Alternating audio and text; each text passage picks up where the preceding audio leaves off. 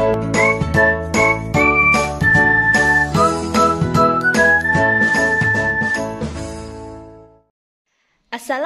warahmatullahi wabarakatuh. Halo semuanya.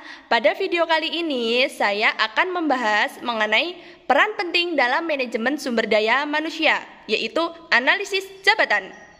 Analisis jabatan ini menjadi faktor keberhasilan dalam perencanaan sumber daya manusia. Lebih detailnya, mari kita simak video berikut ini. Analisis jabatan atau analisis pekerjaan adalah suatu proses pengumpulan informasi pada suatu jabatan untuk menetapkan uraian dan persyaratan. Lalu, mengapa kita perlu mengkaji analisis jabatan dalam manajemen sumber daya manusia? Karena peran analisis jabatan sangat menentukan dalam rangkaian manajemen sumber daya manusia.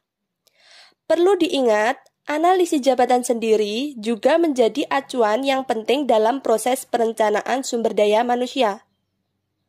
Selain itu, analisis jabatan juga sebagai tindak lanjut upaya pencapaian tujuan suatu organisasi. Sehingga, dengan analisis jabatan bisa ditemukan jenis kebutuhan pekerjaan, kualifikasi sumber daya manusia yang sesuai, dan perhitungan jumlah sumber daya manusia yang perlu disiapkan. Secara umum, analisis jabatan itu meliputi dua bagian.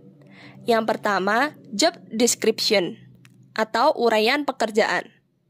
Yang kedua, job specification atau spesifikasi pekerjaan. Job description adalah uraian tugas dan tanggung jawab yang harus dilakukan seorang pegawai. Sedangkan job specification adalah penjabaran dari pengetahuan, keterampilan, dan kemampuan yang dibutuhkan dari seorang pegawai untuk melakukan pekerjaan tertentu. Jadi, sederhananya, kalau job description itu adalah pekerjaan apa yang dilakukan. Sedangkan job specification itu adalah kualifikasi apa yang dibutuhkan. Nah, keduanya inilah yang menjadi bagian yang saling terkait satu sama lain dan dapat diuraikan secara detail sebagai bagian produk yang dihasilkan dari analisis jabatan. Selanjutnya, saya akan membahas mengenai isi dalam deskripsi jabatan. Yang pertama adalah identifikasi jabatan, meliputi nama jabatan padanan, serta kode jabatan. Yang kedua, sifat jabatan, meliputi uraian jabatan, wewenang, hubungan dengan jabatan, supervisi yang diperlukan, peralatan atau mesin yang digunakan, serta kondisi kerja. Yang terakhir, tentang kualifikasi. Ada kualifikasi umum dan kualifikasi khusus.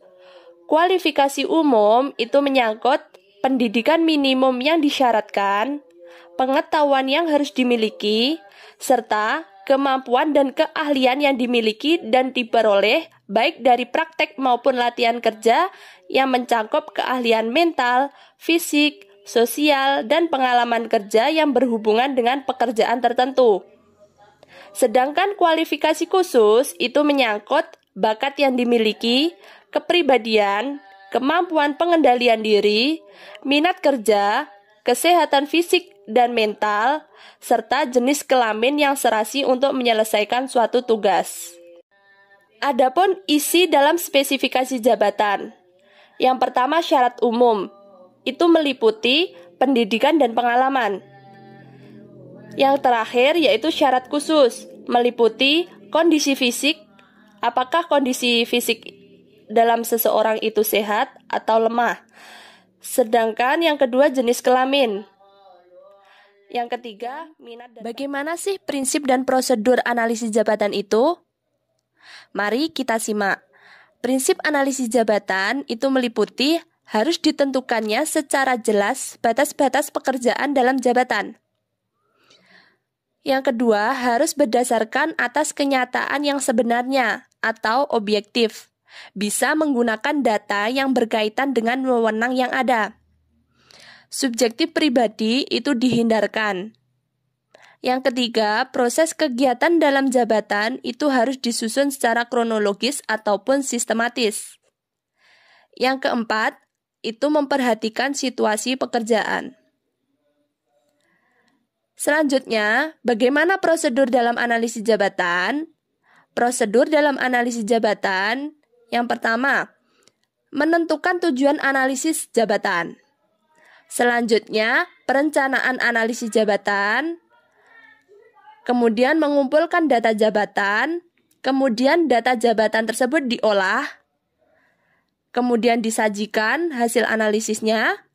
Yang terakhir, penyusunan program manajemen sumber daya manusia. Demikian penjelasan mengenai analisis jabatan. Jika ada kekurangan, mohon dimaafkan ya. Wassalamualaikum warahmatullahi wabarakatuh.